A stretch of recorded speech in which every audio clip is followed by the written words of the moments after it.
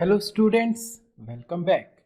Now we are going to talk about some pattern counters, and these are ring counters and Johnson counters. So in this video we are going to talk about a ring counter, a Johnson counter, and designing these using some flip-flops as well as the behavioral coding style. So first of all, let us talk about the pattern counters. We do not always count in decimal numbers like 0, 1, 2, 3. Sometimes we need to count and register only some patterns. Bits are moving and we just count according to those patterns.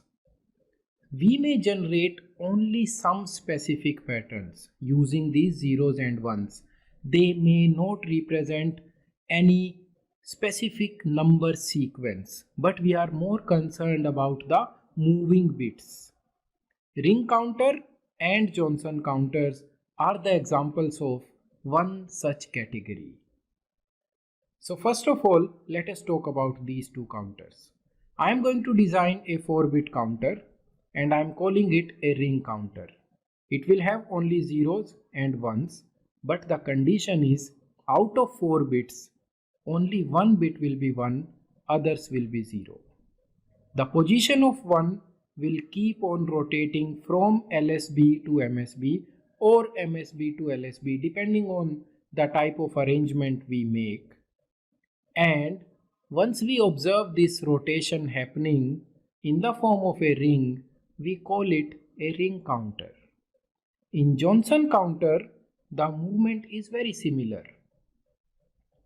What we do here, we are going to first have all zeros. Then we slowly increase the number of ones. And once we have all the ones, then we slowly start decreasing the number of ones. So these are just patterns. They may not represent some sequence of numbers. So first of all, let us talk about a ring counter.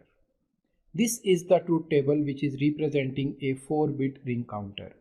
In clock 1, you can see the MSB is 1 and all 3 bits are 0. In the next clock, the position of 1 is shifted to D2 and other 3 are 0. Then in the next clock it goes to D1 and in the next clock it goes to D0. And after that it rolls back to D3 and it keep on moving in a rotatory fashion, and that is why we call it a ring counter. So how do we design it? The design is very simple. Have a look at this circuit diagram. The first thing that we have done is we have loaded 1, 0, 0 and 0. This is my initial count. After that we will not load any value into our flip-flops. So this is my initial count value, and then whenever the next clock will come, this will go here, this will go here and this will go here. Now what we can see here, that 1 0 0 0 will be, now 1 will come here, 0 will come here and 0 will come here. What about this? This is going back here. So this will come here. In the next iteration, this 1 will move here, this 0 will move here, this 0 will come here and this 0 will come here. And that is how we will keep having the ring formation. Now let us talk about the Johnson counter. Here we have some interesting patterns. So first of all, I have only 1 1 and other 3 are zeros. Then we are increasing the number of ones. Now there are 2, then there are 3 and then there are 4. Once we are having all the ones, then we start inserting zeros. 1, 2, 3 and then we have all the zeros. Once we have all the zeros, then we start inserting 1. This is a special pattern and this counter is what we call as Johnson counter. How do we design this counter? This design is very similar to ring counter, because if you see, the movement of this 1 is very similar to ring counter. It is moving from MSB to LSB in every clock cycle. So here we have the circuit diagram. The only change that we have done is instead of loading the LSB into the MSB directly, we are flipping it. So if it is 0, it will be taken as 1.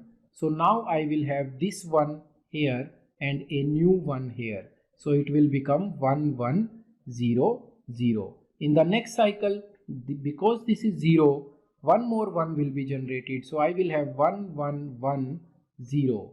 In the next cycle, it will be all the ones. And then in the next cycle, we can realize that this 1 will come back here and it will become 0 1 1 1. And that way we keep on generating more patterns. So now we are going to implement one of them, and that is Johnson counter using Verilog and using behavioral style. The code is very simple. I have my module counter 4-bit Johnson. This is the name. Input is clock. There is one more input which is reset, and output is 4-bit register count. I am taking one temporary register which is also 4-bit. Then we say always at the rate positive edge of the clock or reset. If reset is 1, set the temp value to 0. Okay, so this is 4 bits number 0.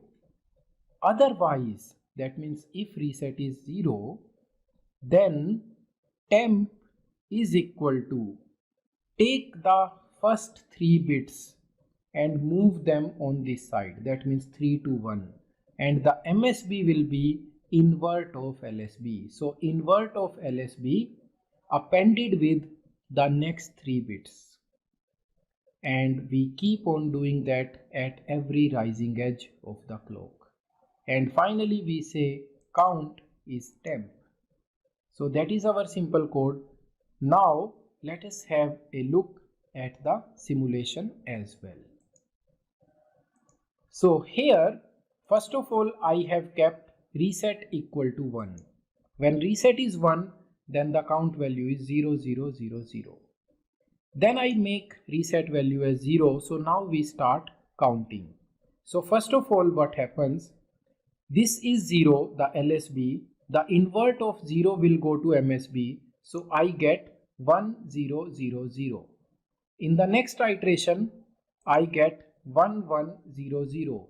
In the next cycle we will get 1 1 1 0, and in the next cycle we get all ones. Once we get all ones, this one will be going to this place but by flipping.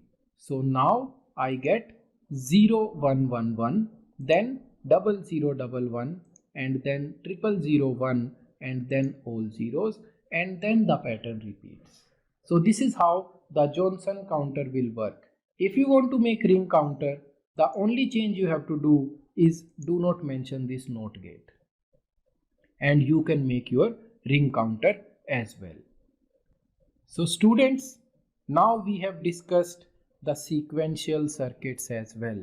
We have a module test coming up, and then we will start with our next module, and that is on finite state machines.